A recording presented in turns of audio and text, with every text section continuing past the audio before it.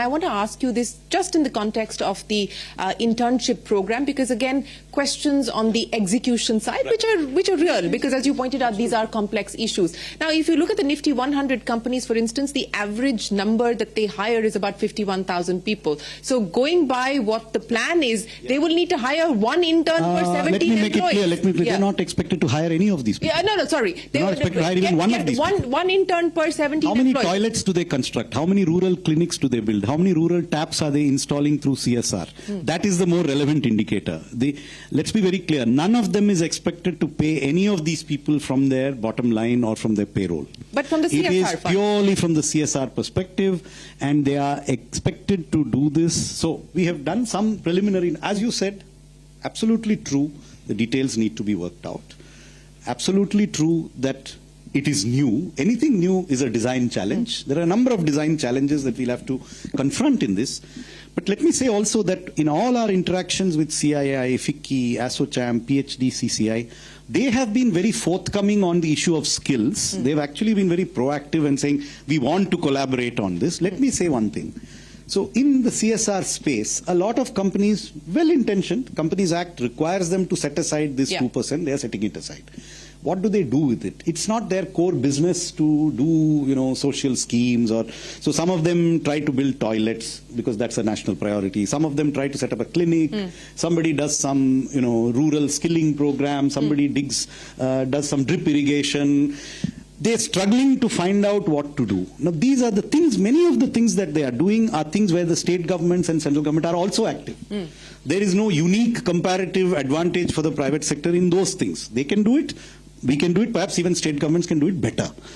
But if you come to skilling, it is not something which the state government or central government can do. We cannot actually skill these people in the trades and in the occupations that the private sector is engaged in, because we are not engaged in those occupations. If it was a school, all we have to do is recruit a teacher and teach them the alphabet, teach them literature, teach them mathematics. Right. How do you teach somebody to do something which is actually a practical industrial or service sector skill? So the private sector has a unique advantage in this case of being able to skill. We can put resources, we don't know how to do it. We can't do it. So the intention behind this scheme, design is a challenge, is that we will provide the bulk of the resources for the stipend, for the transport of the person to the site. Take your CSR money, not your, nothing from your bottom line. Reorient your CSR towards a national skilling initiative on a voluntary basis. Again, there's no compulsion. It's an appeal that will be made, and if you can, please skill as many people as you can. And the Ministry of Corporate Affairs will work with the companies to say, this is we have calculated, I don't know whether I mentioned this yesterday, of the total CSR's expenditure of 26,000 crores in the last full year for which I have seen the data, 12,000 crores comes from only 100 companies. Correct. And 2/3 comes from just about 500 companies. So we are saying this is a small universe in terms of administration. There are about 500 companies.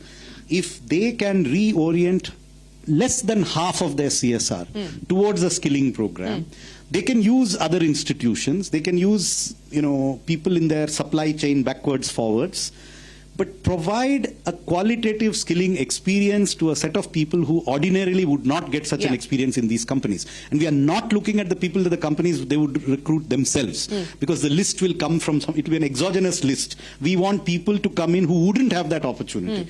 All that we request of industry is to make a serious attempt to use that CSR resource we are not even saying 100% of the CSR.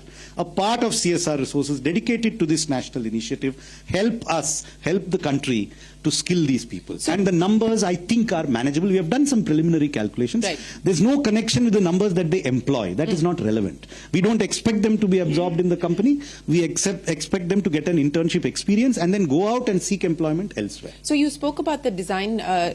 By when do you expect these to be operationalized? This comes under MCA. The other two come under the Labour Ministry. Right. So in this financial year, do you believe that we are going to get started? I'm almost certain it will be operationalized within this financial year. Yes.